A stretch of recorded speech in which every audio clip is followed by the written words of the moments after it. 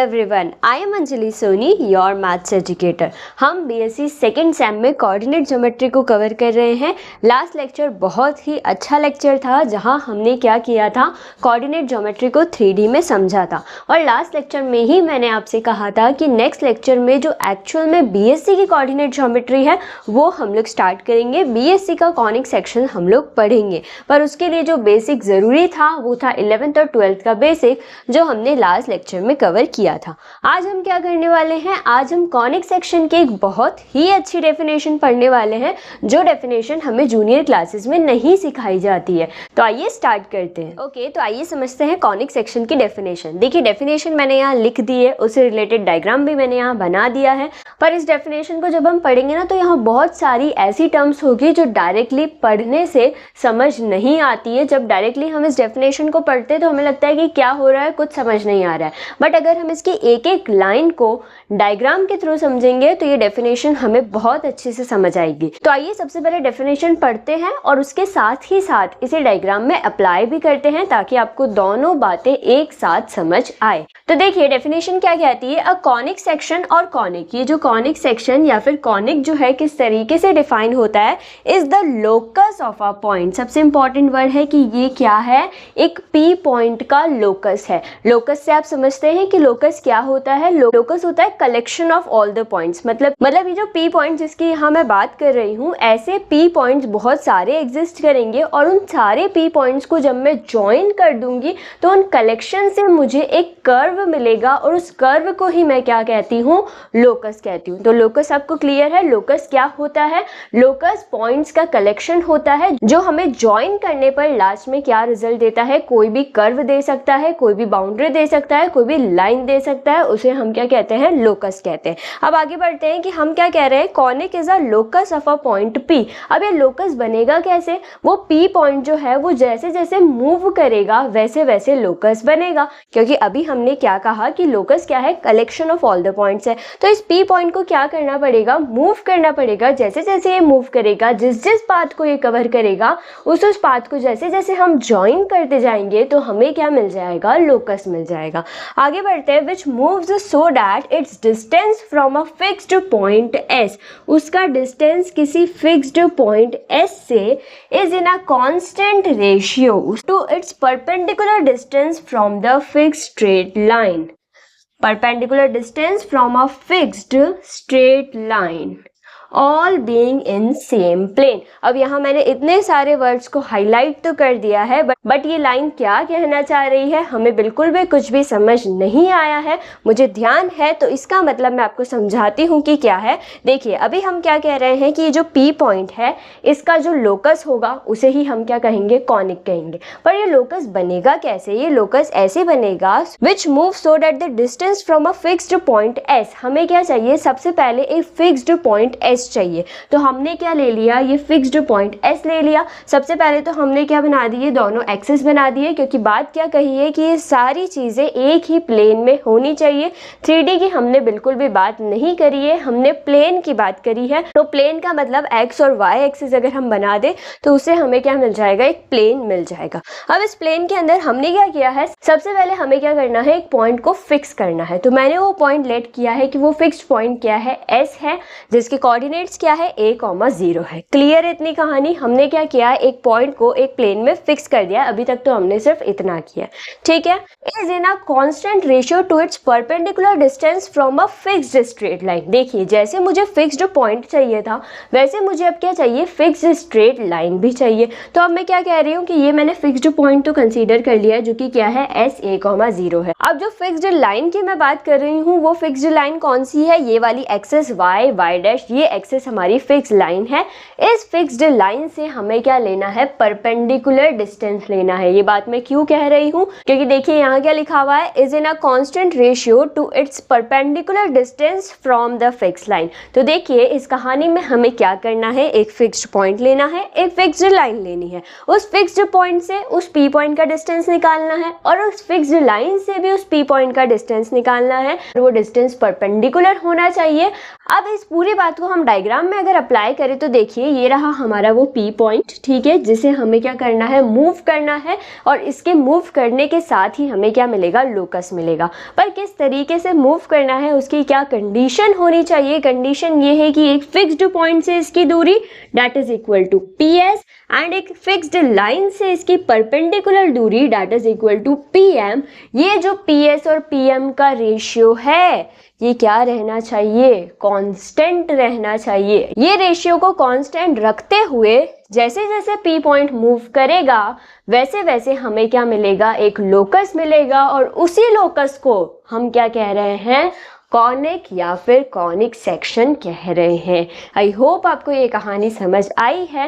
देखिए कुछ भी नहीं करना है, एक पॉइंट P लेना है, एक फिक्स्ड पॉइंट S लेना है, एक फिक्स्ड लाइन लेनी है। इस P पॉइंट का इस S पॉइंट से डिस्टेंस और इस P पॉइंट का इस फिक्स्ड लाइन से परपेंडिकुलर डिस्टेंस, इन दोनों का जो रेशियो है वो क्या रहना चाहिए, कांस्टेंट रहना चाहिए। इसका मतलब PS अपॉन PM का जो रेशियो है वो क्या रहना चाहिए, कांस्टेंट रहना चाहिए। अगर ये कंडीशन सेटिस्फाई होती है तो जैसे जैसे P पॉइंट मूव करेगा तो हमें जो लोकस मिलेगा उसे ही हम क्या कह रहे हैं, कॉनिक सेक्शन कह रहे हैं। ओके, सो आई होप आपको कॉनिक सेक्शन की ये वाली डेफिनेशन एकदम क्लियर है। अब यहाँ जो मैंने फिक्स्ड पॉइंट बनाया है, जो मैंने फिक्स्ड लाइन बनाई है, जो मैंने लोकस बनाया है, इसे हम क्या करेंगे, अलग अलग तरीके से डिफाइन कर देंगे, इसे अलग अलग नाम दे देंगे कि ये फिक्स लाइन क्या कहलाएगी, ये फिक्स पॉइंट क्या कहलाएगा। तो अब हमें क्या करना है, इसी डेफिनेशन से रिलेटेड बहुत सारी टर्म्स को समझना है, क्योंकि वही सारी टर्म्स जब हम लोग कॉनिक सेक्शन की ट्रेसिंग करेंगे तो वहां हमारे काम आएगी। तो आइए अब इस डेफिनेशन से रिलेटेड कुछ टर्म्स को समझते हैं। अब देखिए उन सारी डेफिनेशंस को समझने के लिए मैंने कितने अच्छे से आपके लिए सारी डेफिनेशंस को यहाँ लिख दिया है, साथ ही साथ डायग्राम में भी सारी टर्म्स को मेंशन कर दिया है ताकि आप लिंक कर सके कि कैसे हमने इस डेफिनेशन को डिफाइन किया है। तो सबसे पहला काम आपको क्या करना है, इस वीडियो को अभी पॉज करके इस पूरे फ्लो चार्ट को जैसा मैंने बनाया है वैसे आपके नोट्स में नोट कर लीजिए। और एक बात और मैं यहाँ आपसे शेयर करना चाहती हूँ, वो ये है कि अगर आप मेरी वीडियो से पढ़ रहे हैं और आपके पास मैथ्स की कोई भी बुक अगर नहीं है तो बिल्कुल आपको टेंशन लेने की ज़रूरत नहीं है, क्योंकि यहाँ इस वीडियो में मैं क्या करती हूँ, बुक में जो भी डेफिनेशंस गिवन होती है, जैसा भी कंटेंट गिवन होता है, मैं एज इट इज़ आपको समझाने की कोशिश करती हूँ। और कुछ चीज़ें ऐसी होती है जो बुक में अगर डिफ़िकल्ट होती है तो उसे अपनी लैंग्वेज में समझाने की कोशिश करती हूँ। मेरी वीडियोज़ से आप क्या कर सकते हैं, बहुत अच्छे नोट्स प्रिपेयर कर सकते हैं, क्योंकि जिस तरीके से मैं बोर्ड पर आपको शॉर्ट में फ्लो चार्ट्स के थ्रू चीजें बताती हूँ तो वो आपको नोट्स बनाने में बहुत ज्यादा हेल्प करेगी। तो क्या करना है, सबसे पहले इस फ्लो चार्ट को नोट करिए और फिर हम क्या करते हैं, एक एक टर्म्स को समझते हैं। तो देखिए जब हमने कॉनिक सेक्शन की डेफिनेशन समझी थी तो वहां मैंने आपको क्या कहा था कि एक फिक्स्ड पॉइंट होना चाहिए, एक फिक्स्ड लाइन होनी चाहिए, उन दोनों से किसी P पॉइंट का डिस्टेंस अगर कांस्टेंट रेशियो में रहता है तो हम क्या कहते हैं, जैसे जैसे वो P पॉइंट मूव करेगा तो उसका जो लोकस बनेगा उसे ही हम क्या कह रहे हैं, कॉनिक सेक्शन या कॉनिक कह रहे हैं। अब जो जो टर्म्स मैंने कॉनिक सेक्शन के डेफिनेशंस को डिफाइन करने के लिए यूज की थी, उन्हीं टर्म्स को हमने क्या दे दिया, यहाँ नया नाम दे दिया है। कैसे, सबसे पहली डेफिनेशन हमारे पास है फोकस। फोकस क्या है, वो फिक्स्ड पॉइंट जिससे ये P पॉइंट क्या है, एक फिक्स्ड डिस्टेंस पर है। तो जो फिक्स्ड पॉइंट हमने सबसे पहले हमारी डेफिनेशन में यूज किया था कि हमें क्या करना है, एक पॉइंट को फिक्स कर देना है, तो वो फिक्स्ड पॉइंट ही इस कॉनिक सेक्शन का क्या कहलाता है, फोकस कहलाता है। यहाँ हम अगर डायग्राम में देखें तो ये S जो है इसका क्या है, इस कॉनिक सेक्शन का क्या है, फोकस है। और हर कॉनिक सेक्शन के पास क्या होते हैं, 4 फोकस होते हैं,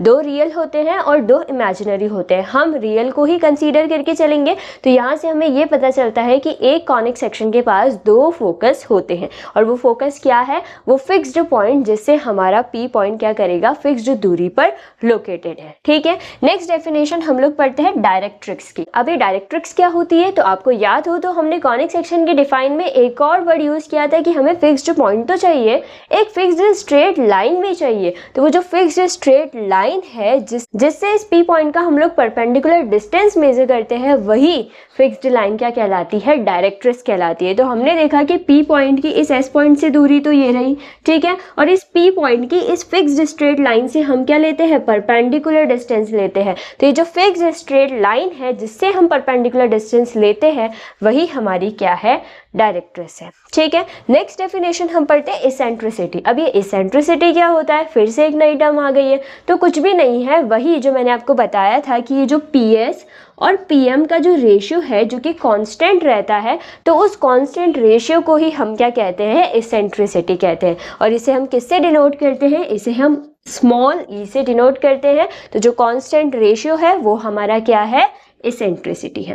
नेक्स्ट डेफिनेशन है एक्सिस। अब एक्सिस ऑफ कॉनिक सेक्शन क्या होगी, पढ़िए। The straight line passing through the focus, एक ऐसी स्ट्रेट लाइन जो फोकस से पास होनी चाहिए। तो वो कौन सी स्ट्रेट लाइन है जो फोकस से पास हो रही है, एक्स एक्सिस है। दूसरी बात वो क्या होनी चाहिए, परपेंडिकुलर भी होनी चाहिए डायरेक्ट्रिक्स के। तो ये हमारी डायरेक्ट्रिक्स है, इससे ये परपेंडिकुलर भी है। तो यहाँ से क्या पता चलता है कि एक्स एक्सिस इस कॉनिक सेक्शन के डायग्राम के लिए क्या है, एक्सिस है। अगर हम फिक्स्ड पॉइंट इस y एक्सिस पर लेते हैं तो हमारी एक्सिस कौन हो जाती, y एक्सिस हो जाती है, और हमारी डायरेक्ट्रिक्स कौन हो जाती, x एक्सिस हो जाती। तो ये बात आपको ध्यान रखनी है कि जहां आपने फिक्स्ड पॉइंट लिया है वो आपकी क्या होगी, एक्सिस होगी, और जो दूसरी वाली होगी वो क्या होगी, डायरेक्ट्रिक्स होगी। ठीक है, तो एक्सिस और डायरेक्ट्रिक्स दोनों आपको क्लियर होनी चाहिए। अब नेक्स्ट डेफिनेशन है वर्टेक्स की। अब वर्टेक्स क्या होता है, the point of intersection of conic and axis is called vertex of conic. समझ गए क्या कहना चाह रही हूँ। ये जो हमारा कॉनिक है जो मैंने ग्रीन मार्कर से बनाया है, ये इस एक्सिस को जिस पॉइंट पर इंटरसेक्ट करेगा वही हमारा क्या है, वर्टेक्स है। ठीक है, लास्ट डेफिनेशन है सेंटर की। अब ये सेंटर क्या होता है, इसे हम डायग्राम में नहीं बना सकते क्योंकि उसके लिए मुझे पूरा कॉनिक बनाना होगा, उस कॉनिक की कॉर्ड्स बनानी होगी और फिर हम उसका सेंटर डिफाइन कर सकते हैं लोकेट करने के हिसाब से, डायग्राम में ड्रॉ करने के हिसाब से। अभी देखिए डेफिनेशन क्या कह रही है, point which bisects every chord of the conic passing through it. Conic की जितनी भी कॉर्ड्स हम बनाएंगे, जैसे एक सर्कल क्या है, एक कॉनिक है, तो एक सर्कल की जो भी कॉर्ड इस पॉइंट से पास होती हो उसे ये अगर बाइसेक्ट कर दे तो वही उसका क्या कहलाता है, सेंटर कहलाता है। हम जानते हैं कि अगर हम एक सर्कल बनाए तो उसकी कौन सी दो ऐसी कॉर्ड है जो सेंटर से पास होती है, वही उसके डायमीटर, और वो अगर सेंटर से पास होते हैं तो वो सेंटर उसको क्या करता है, दो इक्वल पार्ट्स में डिवाइड कर देता है, जिसे ही हम क्या कहते हैं, रेडियस कहते हैं। तो वही बात ये समझाना चाह रहे हैं कि सेंटर क्या होता है कॉनिक का। अब कॉनिक हाइपरबोला, पैराबोला भी हो सकता है, तो उसकी जो भी कॉर्ड हम बनाएंगे और वो अगर इस पॉइंट से पास होती है तो वो पॉइंट अगर इसको बाइसेक्ट कर देता है तो वही हमारे कॉनिक का क्या है, सेंटर है। ओके, सो आई होप आपको ये सारी डेफिनेशंस एकदम क्लियर है।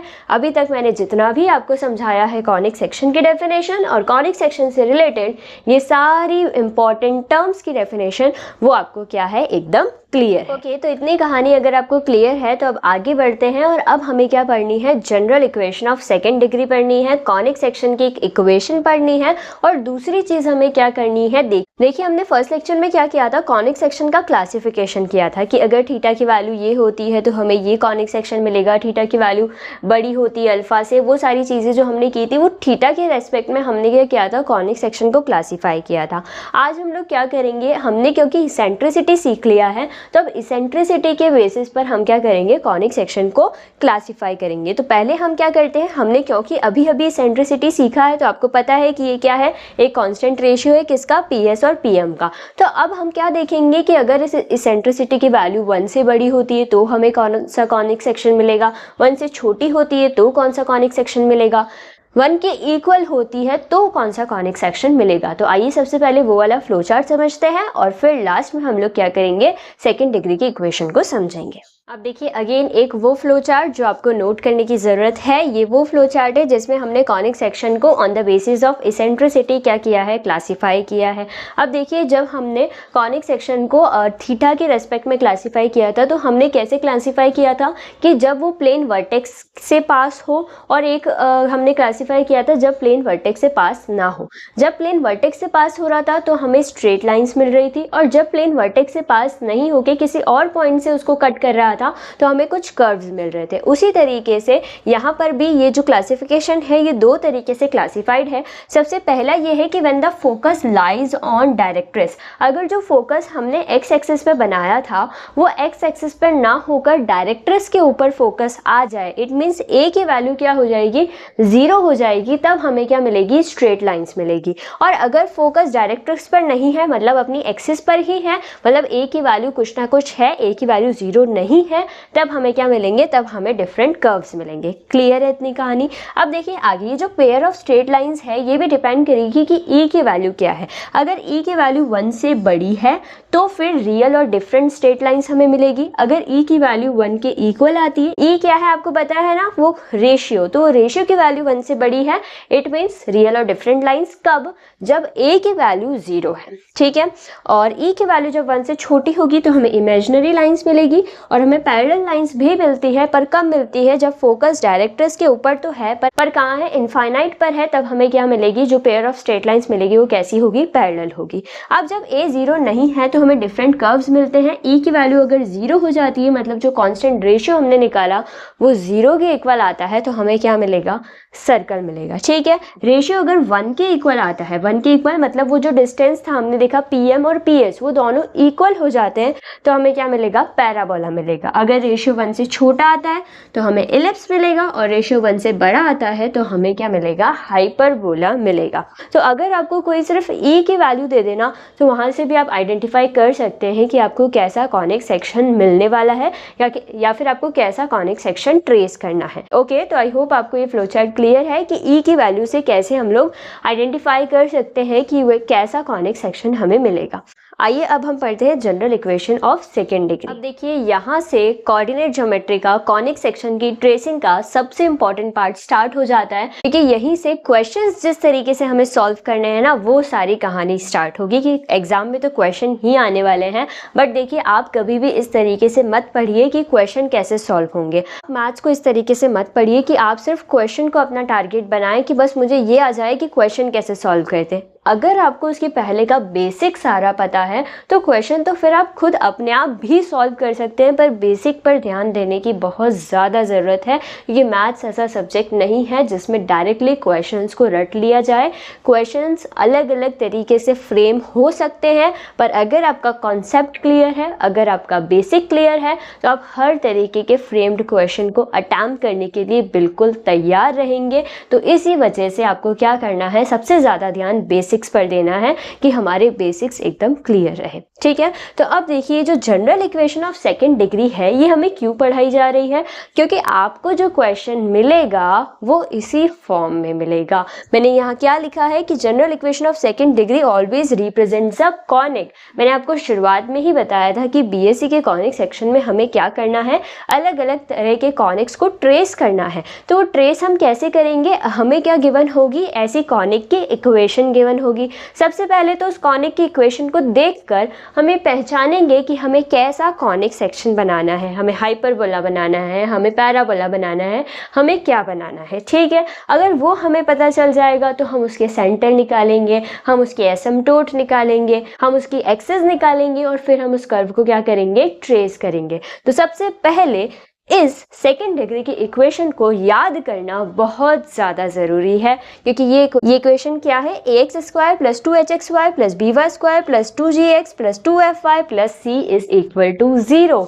इतनी बड़ी इक्वेशन है पर आपको याद तो करनी ही पड़ेगी। अब याद कैसे करें, याद करने का सिर्फ एक ही तरीका होता है, मैथ्स के किसी भी फॉर्मूले को याद करने का एक ही तरीका है, उसे बार बार प्रैक्टिस करिए। क्योंकि क्या होता है ना, आप इसे 10 बार बोल भी लेंगे ना तो शायद आप भूल जाए, पर जब भी आप क्वेश्चन सॉल्व करेंगे और हर बार क्वेश्चन में लिखेंगे कि हम जानते हैं जनरल इक्वेशन सेकंड डिग्री की ये होती है, तो आपको लिखते लिखते अपने आप याद हो जाएगी। आपको अपनी तरफ से कोई एफर्ट नहीं डालने पड़ेंगे कि हाँ मैं इसे पहले याद करूं फिर मैं क्वेश्चन करूं। आप जब भी क्वेश्चन करें एक बार देखिए, दूसरी बार देखिए, तीसरी बार जब आप लिखेंगे तो आपको खुद ही याद हो जाएगी कि वो इक्वेशन क्या थी, ठीक है। तो इक्वेशन क्या है, ax square plus 2hxy plus by square plus 2gx plus 2fy plus c is equal to 0। अब ये ए बी और जी एफ सी ये सब क्या है, ये सब कुछ कांस्टेंट वैल्यूज है जो आपको इक्वेशन में मिलेगी, और एक्स और वाई क्या है, वेरिएबल्स है, ठीक है। ये जनरल इक्वेशन होती है सेकंड डिग्री की। अब इसी इक्वेशन को देखकर हमें पहचानना है कि इसके सेंटर्स क्या होंगे, इसके एसिम्प्टोट्स क्या होगी। तो आज हम पढ़ते हैं कि इस इक्वेशन से हम लोग सेंटर के कोऑर्डिनेट्स कैसे निकालेंगे। तो आइए समझते हैं कि सेंटर कैसे फाइंड करते हैं। अब देखिए सेंटर क्या होगा, सेंटर एक पॉइंट होगा। तो अगर एक पॉइंट है तो उसमें एक्स और वाई दोनों कोऑर्डिनेट्स होंगे, मतलब सेंटर के लिए हमें कोऑर्डिनेट फाइंड करने होंगे, और वो जो कोऑर्डिनेट हम लोग फाइंड करेंगे वो कहाँ से फाइंड करेंगे, इन्हीं वैल्यूज में से फाइंड करेंगे। हमें क्वेश्चन में इक्वेशन मिलेगी, हम लोग सबसे पहले आइडेंटिफाई करेंगे कि ए क्या है, बी क्या है, एच क्या है, जी क्या है, एफ क्या है, ये सब हम लोग आइडेंटिफाई कर लेंगे। अब सेंटर के लिए हमें ये फॉर्मूला याद होना चाहिए, बस इस फॉर्मूले में जो भी वैल्यूज है उनको पुट करेंगे और हमें क्या मिल जाएगा, सेंटर मिल जाएगा। अब ये जो फॉर्मूला मैंने यहाँ लिखा है वो क्या है, F H minus B G upon A B minus H square. ये हमारा एक्स कोऑर्डिनेट हमें देगा, हमें एक्स की वैल्यू यहाँ से मिलेगी जब हम इसे सॉल्व करेंगे, और G H minus A F upon A B minus H square ये हमें क्या देगा, वाई की वैल्यू देगा। तो एक्स और वाई की वैल्यू अगर हमें मिल जाएगी तो हम क्या कर सकते हैं, उसे प्लॉट कर सकते हैं, और प्लॉट करने के साथ ही हमें क्या मिल जाएगा, उस कॉनिक सेक्शन का सेंटर मिल जाएगा। अब देखिए इसे याद कैसे करेंगे, क्योंकि बड़ा ही कंफ्यूजिंग है, एफ एच माइनस बी जी और यहाँ जी एच माइनस ए एफ, और अगर यही याद नहीं रहा कि यहाँ पे जी एच आएगा, बी जी आएगा, ए एफ आएगा, तो फिर सेंटर गलत निकल जाएंगे, और सेंटर गलत निकल गए तो पूरा कॉनिक सेक्शन गलत ट्रेस हो जाएगा। तो इसको याद करने के लिए ट्रिक जो मैंने बनाई है वो अभी ही बनाई है, जब मैं इसे लिख रही थी तभी मेरे दिमाग में वो ट्रिक क्लिक हो गई कि हाँ इस तरीके से इसे याद किया जा सकता है। और वो ट्रिक क्या है, देखिए ये एफ एच है तो इसे मैंने ऐसा समझ लिया कि फटा बैग घर आ फटाफट, ठीक है, फटा बैग, फटा मतलब एफ एच हम लोग लिखेंगे, बैग को हम लोग शॉर्ट में बीजी लिख सकते हैं, तो फटा बैग, घर जी एच घर, आ फटाफट, ठीक है, आ फटाफट ए एफ, तो हमें याद रह जाएगा फटा बैग है तो हम लोग क्या लिखेंगे, फटा बैग घर आ फटाफट, ठीक है। और नीचे वाला तो सेम ही है, A B minus H square, जो आप लोग याद रख सकते हैं, A B minus H square, और ये आप जब बार बार सेंटर फाइंड करेंगे तो आप लोगों को अपने आप याद हो जाएगा। पर ये ट्रिक मैंने क्यों बताई है, क्योंकि हम लोग अभी तो प्रैक्टिस करेंगे तो हमें याद हो जाएगा, पर बहुत टाइम बाद जब हम फिर से इसके क्वेश्चंस एग्जाम के लिए करेंगे सॉल्व, तो हो सकता है हम भूल जाएं कि सेंटर के कोऑर्डिनेट्स क्या थे। तो इस तरीके से आप क्या कर सकते हैं, याद रख सकते हैं। ओके, तो आज हम इतना ही पढ़ेंगे। नेक्स्ट लेक्चर में हम लोग क्या करेंगे, एसिम्पटोट्स कैसे निकालेंगे वो सीखेंगे, डेल्टा क्या होता है वो सीखेंगे, क्योंकि सारी जो कहानी है ना कॉनिक सेक्शन को ट्रेस करने की, वो उस डेल्टा पर ही डिपेंड करती है। तो वो डेल्टा क्या होता है वो हम कब सीखेंगे, नेक्स्ट लेक्चर में सीखेंगे। आज हमने जो कुछ भी सीखा, डेफिनेशन सीखी, बेसिकली बेसिक सीखा हमने, वो सब कुछ आपके नोट्स में होना चाहिए, तभी हम लोग आगे बढ़ सकते हैं और आगे के क्वेश्चंस को सॉल्व कर सकते हैं। ओके, सो इसके आगे का कॉन्सेप्ट हम लोग पढ़ेंगे नेक्स्ट वीडियो में। Stay tuned for the next video. Thank you.